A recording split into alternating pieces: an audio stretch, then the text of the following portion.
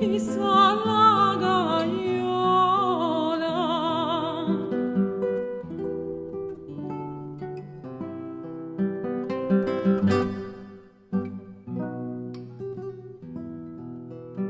E tu da rinda su bada chiamassa,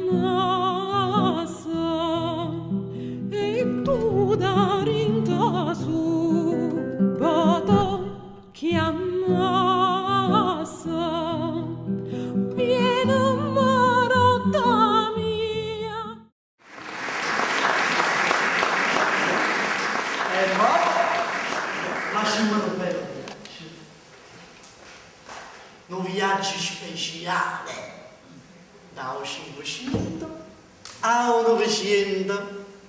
Un viaggio dentro alla canzone napoletana.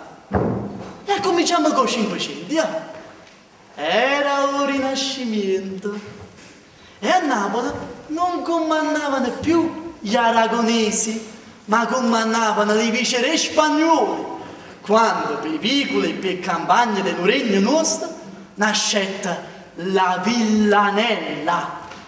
Questo era un canto popolare, un ballo popolare. Sì, accompagnato da Luca Lascione e dalle castagnette. Parlava d'amore e di cose maleziose. In da Villanella che mo sentimmo e che si chiama Le Figliole, si raccomanda alle belle figliole da criarsi con l'amore.